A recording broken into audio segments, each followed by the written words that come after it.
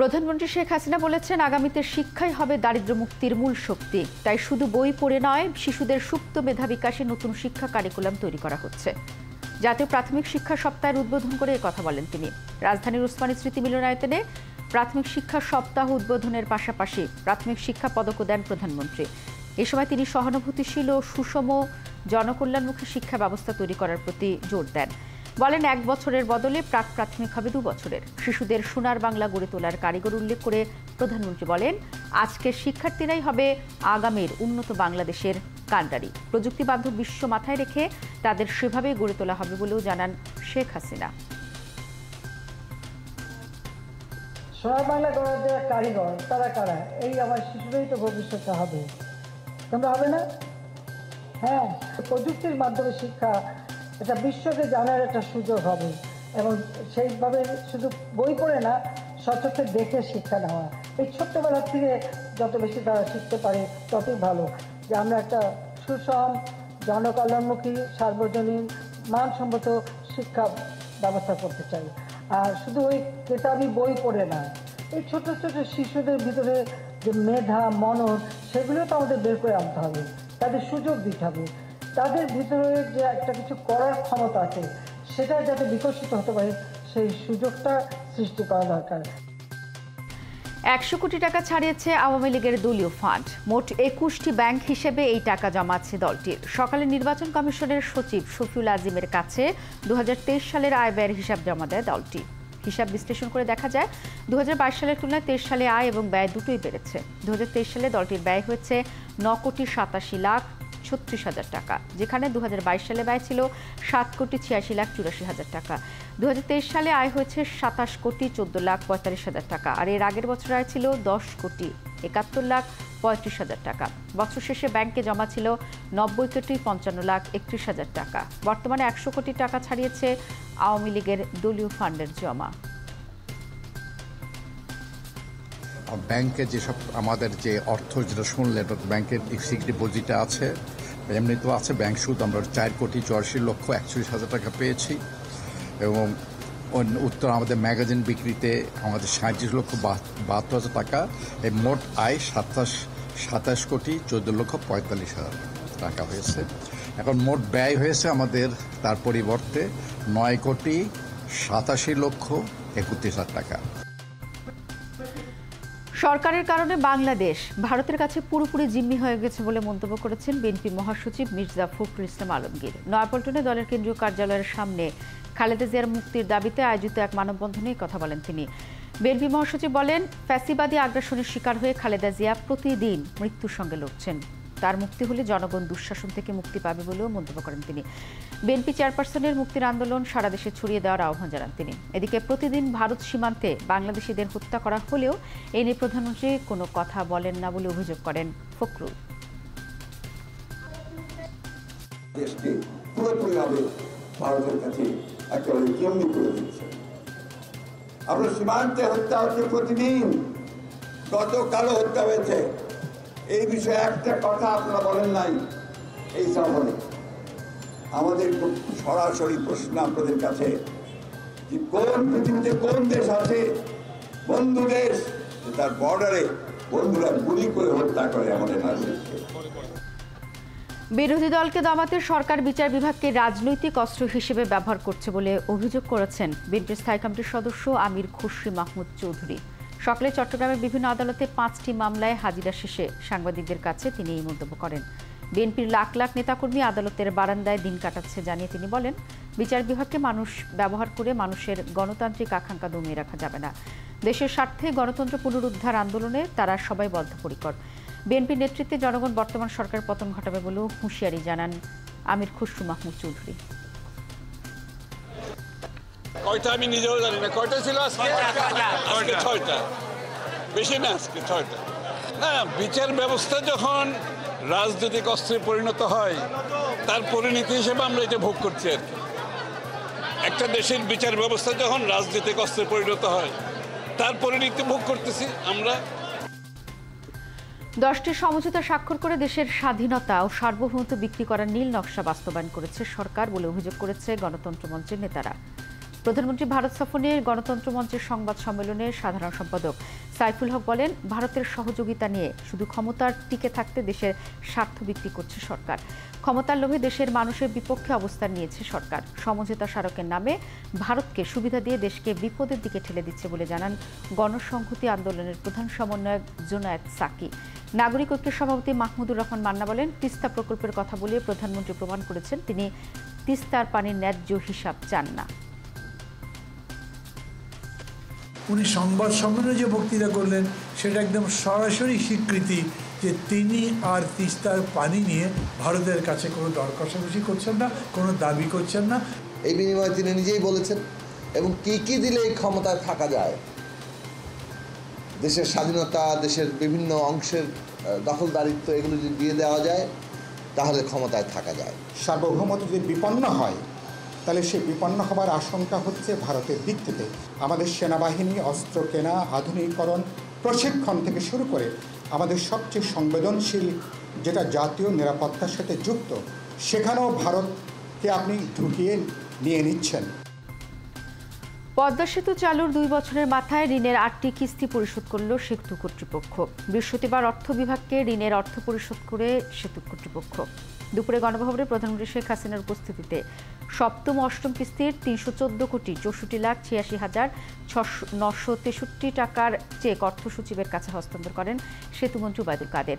সরকারের নিজস্ব অর্থায়নে দেশের সর্ববৃহৎ অবকাঠামো, সক্ষমতা ও মর্যাদার প্রতীক পদ্মা সেতু নির্মাণ করা হয়। এতে ব্যয় হয়েছে 32,605 কোটি টাকা। নির্মাণ ব্যয়ের প্রায় পুরো অর্থ বাংলাদেশ সেতু কর্তৃপক্ষকে ঋণ দেয় অর্থ বিভাগ। চুক্তি অনুযায়ী সুদসহ 35 বছরের ঋণের টাকা ফেরত দেবে বাংলাদেশ সেতু কর্তৃপক্ষ। এখন থেকে প্রতি বছর 2000 কর্মী আরব আমিরাতে যাবেন বলে জানিয়েছেন প্রবাসী কল্যাণ প্রতিমন্ত্রী শফিকুর রহমান চৌধুরী। শুধু চালক নয়, বিভিন্ন সেক্টরে কর্মী প্রেরণের ব্যবস্থা করা হচ্ছে বলেও জানান তিনি।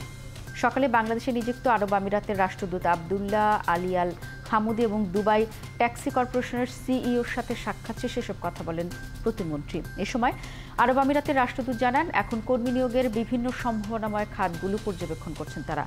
নার্সিং, চালক, নিরাপত্তা কর্মী সহ বিভিন্ন খাতে কর্মী প্রয়োজন। এ নিয়ে 2 দেশ একসাথে কাজ করবে বলেও জানান তিনি। বছরে অন্তত কমপক্ষে 2000 একটা অর্গানাইজেশন এইভাবে অন্যান্য সংগঠনে নিতেছে। সেই হিসাবে আমরা মনে করি যে সংযুক্ত আরব আমিরাতের সাথে আমাদের যে সুসম্পর্ক সেটা কন্টিনিউ আছে এবং কন্টিনিউ থাকবে। এই বছরের মাঝামাঝি সময় থেকে 1300 জন ট্যাক্সি চালক নেবে দুবাই ট্যাক্সি কর্পোরেশন এবং আগামী বছর এই সংখ্যা 2000 ছাড়িয়ে যাবে বলে আশা করি। তাদের বেতন ভাতা হবে আরব আমিরাতে শ্রম আইন অনুযায়ী এবং আমরা আন্তর্জাতিক শ্রম আইনও প্রতিপালন করে থাকি। চাহিদা অনুযায়ী অন্যান্য খাতেও বাংলাদেশ থেকে শ্রমিক নেওয়ার সুযোগ আছে। উচ্চ মর্যাদা সম্পন্ন গরু ও ছাগল কাণ্ডের জন্য আলোচিত সাদিক অ্যাগ্রোর একটি ফার্ম মোহাম্মদপুরের রামচন্দ্রপুর খালের জায়গা নির্মাণ করায় সেখানে উচ্ছেদ অভিযান চালিয়েছে ঢাকা উত্তর সিটি কর্পোরেশন। তবে এখন পর্যন্ত কাউকে জরিমানা করা হয়নি। বৃহস্পতিবার সকালে উচ্ছেদ অভিযান শুরু হয়। তবে এলাকার লোকজন জানিয়েছেন, আগেই অভিযানের খবর পেয়ে বুধবার রাতে সাদিক অ্যাগ্রোর বেশ কিছু গরু ছাগল সরিয়ে নেওয়া হয়। কিছু দামি স্থাপনাও সরিয়ে নেওয়ার অভিযোগ তোলেন তারা। এর আগে 1 কোটি টাকা মূল্যের গরু ও 15 লাখ টাকায় ছাগল বিক্রি করে সমালোচিত হয় সাদিক অ্যাগ্রো। চলমান কার্যক্রমের অংশ হিসেবেই সাদিক অ্যাগ্রোর বিরুদ্ধে ব্যবস্থা নেওয়া হচ্ছে বলে জানিয়েছেন স্থানীয় সরকার মন্ত্রী তাজুল ইসলাম। গণমাধ্যমে সংবাদ না এলে সরকার ব্যবস্থা নিত না, সেটা নয় বলেও দাবি করেন তিনি। বৃহস্পতিবার সচিবালয়ে এসব কথা বলেন তাজুল ইসলাম। তিনি বলেন, কোনো দেশে দুর্নীতি নেই তা কেউই বলতে পারবে না। দুর্নীতির বিরুদ্ধে সব দেশই যুদ্ধ করে। জনগণের আশা আকাঙ্ক্ষার প্রতিফলনে দুর্নীতি একটা বড় ধরনের প্রতিবন্ধকতা বলেও মনে করেন তিনি। দুর্নীতির অভিযোগ পাওয়া গেলে অবশ্যই ব্যবস্থা নেওয়া হবে বলেও জানান মন্ত্রী। নগরীর জলাবদ্ধতা অনেক কমেছে জানিয়ে তিনি আরও বলেন, ভারী বৃষ্টি হলে কিছু জায়গায় জলাবদ্ধতা হয়, পানি সরে যেতে সময় লাগে। যে সাদিক এগুলো বছরের পর বছর জমি দখল করেছিল, আজকে কেন হঠাৎ করে তারা সিটি কর্পোরেশন সিও সাহেব এখানে আছেন, আজকে কেন তারা বুঝলেন যে দখল হয়েছে, বা এই জায়গাটা কেন আগে থেকে প্রচেষ্টা নেওয়া হয়নি? না, আসলে সব কাজগুলো তো একদিনে করা সম্ভব না, আর আগে করাও সম্ভব না। যখন যেটা নজরে আসে তখন সেটা করা হয়। আমাদের এরকম বৈধ অবৈধ দখলদারির বিভিন্ন ধরনের অভিযোগ বিভিন্ন সময় ছিল আছে। তো এটা আমার মনে হয় এটাও একটা চলমান প্রক্রিয়া। যখন যেখানে যেটা কসুরবিত হবে তার বিরুদ্ধে ব্যবস্থা নেবে, এটাই স্বাভাবিক। এর আগে ভারত থেকে চোরাই পথে সাদিক এগ্রোতে বিটল জাতের খাসি আনা হয়েছিল বলছে Bangladesh Goat and Sheep Farmers Association. তারা জানিয়েছে দেশের আর কোনো হাটে এত বড় খাসি বিক্রি হয়নি। অন্যদিকে কেন্দ্রীয় গো প্রজনন ও দুগ্ধ খামারে 4 বছর পালিত ব্রাহ্মার দাম কিভাবে কোটি টাকা ছাড়ালো সেই প্রশ্ন প্রাণী সম্পদ মন্ত্রণালয়ের। রিয়াজ সেজানের প্রতিবেদন। খাসির দাম চাচ্ছি সাদিক এগ্রোর আলোচিত 15 লাখ টাকার বিটল জাতীয় ছাগল মূলত পাকিস্তানি, পাঞ্জাব ও ভারতের রাজস্থান, পুনে সহ কয়েকটি প্রদেশেই দেখা যায়। কলকাতা কিংবা বাংলাদেশের আবহাওয়া এ ধরনের ছাগল বেড়ে ওঠার জন্য উপযোগী নয়। ফলে দেশের কোনো খামারে তো নয়ই, কোনো হাটেও এ ধরনের ছাগল বিক্রি হয়নি। Bangladesh Goat and Sheep Farmers অ্যাসোসিয়েশনের দাবি এটি ভারত থেকেই চোরাই পথে এসেছে। আমাদের দেশে যে ছাগলগুলো জন্ম হয় এগুলো আসলে এত হাইটের হয়ে থাকে না, নরমালি হচ্ছে কম হাইটের হয়ে থাকে। নরমালি লিগালি কখনোই কেউ আনে নাই এখন পর্যন্ত। প্রশ্ন উঠতে পারে বাংলাদেশের বাজারে 12 লাখ টাকা বিক্রি হওয়া এই প্রজাতির ছাগল ভারতের বাজারে কত? সেই খবর নিতে আমরা অনলাইনে যোগাযোগ করি ভারতের পুনের বিটল জাতীয় ছাগলের বড় উৎপাদক আশরাফ আলীর সাথে। তিনি জানান মাংসের উদ্দেশ্যে করা সাদেক এগ্রোর এই জাতীয় খাসির দাম ভারতে 2 থেকে 3 লাখ রুপি, যা বাংলাদেশি টাকায় 2.5 থেকে 3.5 লাখ টাকা। ছাগলের মতো অতিরিক্ত দাম হাঁকা হয়েছে গরুর ক্ষেত্রেও। 2021 সালে বিমানবন্দরে জব্দ হওয়া 17টি পিওর ব্রাহ্মা 4 বছর লালন পালন করা হয় কেন্দ্রীয় গো প্রজনন ও দুগ্ধ খামারে। সরকারি খামারের লালন পালন হওয়া সেই ব্রাহ্মাগুলোই এখন কিভাবে কোটি টাকার উপর বিক্রি করা হচ্ছে সেই প্রশ্ন খোদ প্রাণী সম্পদ অধিদপ্তরের মহাপরিচালকের। আমদানির প্রক্রিয়াটা ছিল ত্রুটিপূর্ণ, সেই জন্য আমরা বাজেয়াপ্ত করছি এবং এটা কোর্টে চ্যালেঞ্জ হয়েছে। সেই হিসেবে আমরাই কিন্তু রায় পেয়েছি। তিনি প্রিডিগ্রির কথাটা বলেছেন, বংশ মর্যাদার কথা বলেছেন, এটা দিয়ে বোঝা যাচ্ছে ব্রিডিং বুল।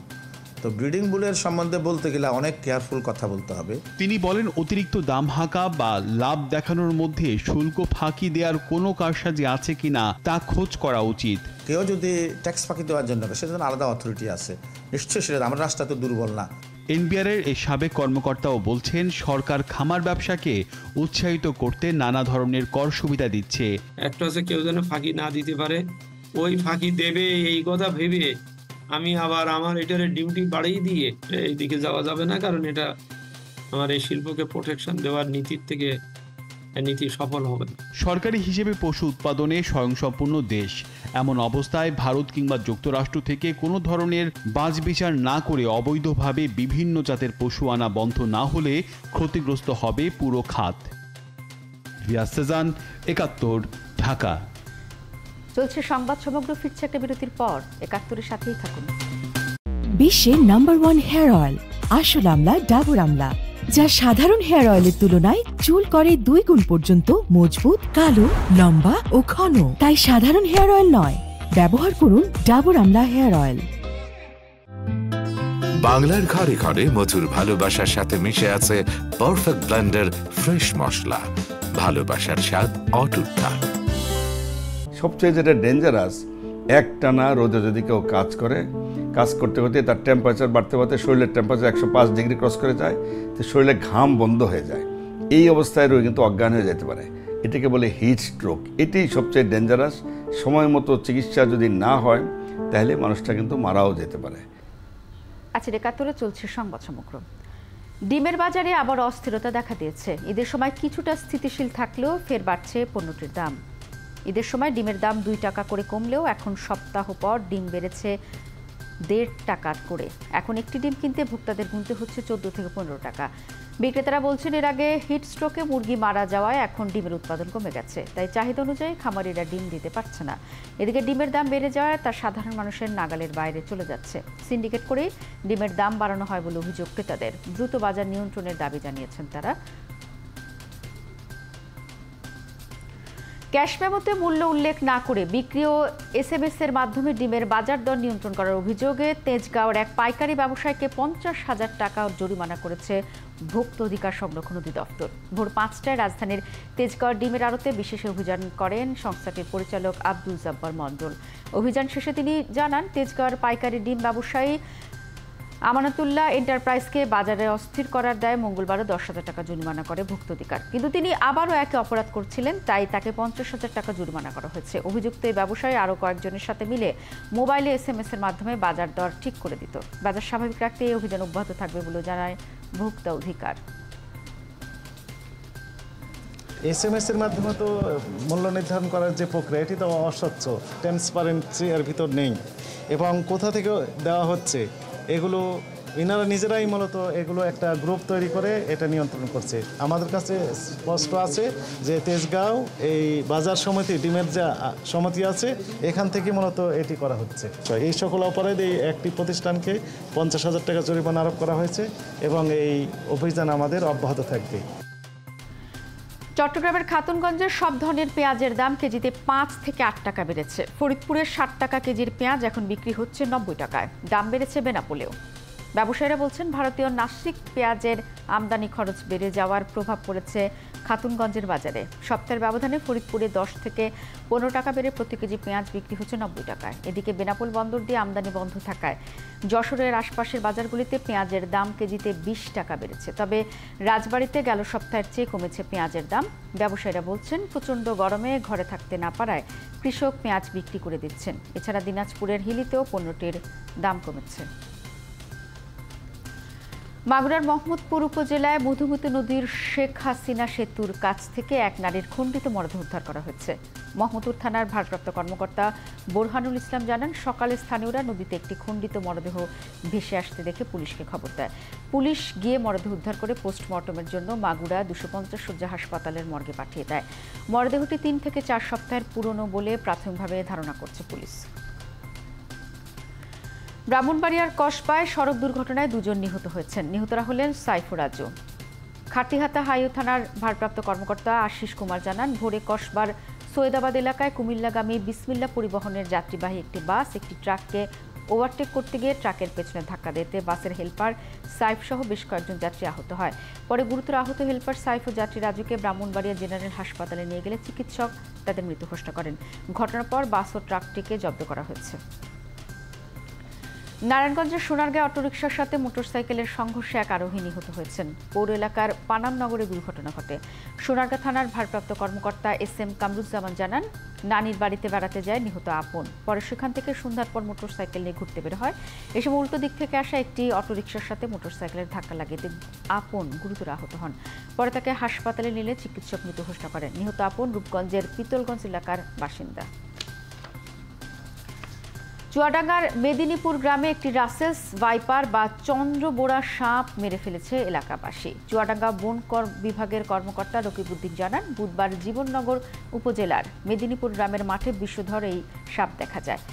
তিনি জানান, কৃষক আতর আলী আতা মাঠে ঘাস কাটতে গিয়ে একটি খেজুর গাছে সাপটিকে দেখে লোকজনকে ডাকেন। পরে আশপাশের মানুষ এসে সাপটিকে পিটিয়ে মেরে ফেলে।